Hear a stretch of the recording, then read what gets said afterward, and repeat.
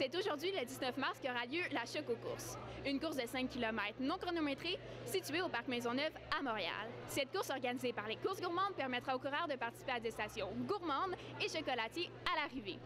Frédéric Hull, président fondateur, nous parlera des courses gourmandes et Jean-Jacques Bergeau du chocolat. Les Courses gourmandes ont présenté 19 événements à succès en moins de 2 ans et demi.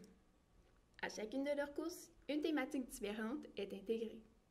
L'intégration de ces thèmes sert à attirer les coureurs, mais aussi à leur permettre de découvrir de nouveaux produits venant de partout au Québec. En fait, les courses gourmandes, c'est un circuit où on intègre les produits du terroir québécois avec la course à pied. Faire quelque chose de différent, puis de mettre en valeur des artisans locaux, puis des gens de la place, des petits villages où on passe au Québec. Donc, ça donne la chance à des petits producteurs de se mettre en valeur, puis de faire découvrir des produits qui n'ont pas nécessairement la chance de faire découvrir en épicerie partout à nos coureurs qui proviennent d'un peu partout au Québec. Cacao Barry a permis aux participants de cette course de découvrir la diversité des saveurs et des origines du chocolat, partant de sa source même, le cacao. Le chocolat est considéré comme un petit plaisir de la vie, et pour cette entreprise, l'importance d'assurer la disponibilité et la diversité de cacao leur est précieuse.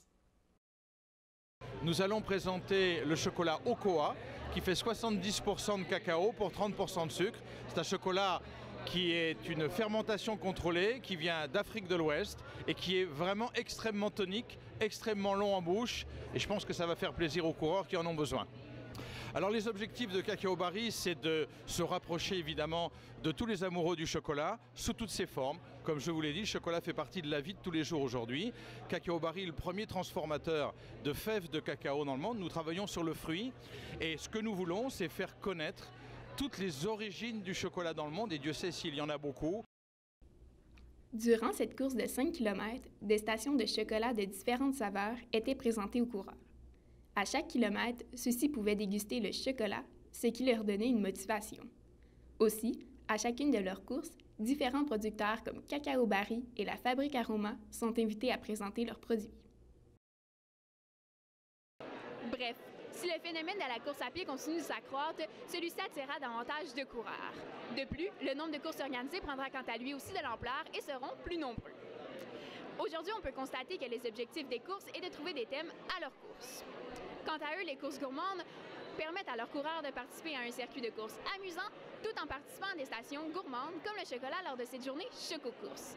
Comme quoi, parfois, nourriture et sport peuvent faire un bon mix. C'était Karine Bissonnette au Parc Maisonneuve à Montréal pour l'Informateur.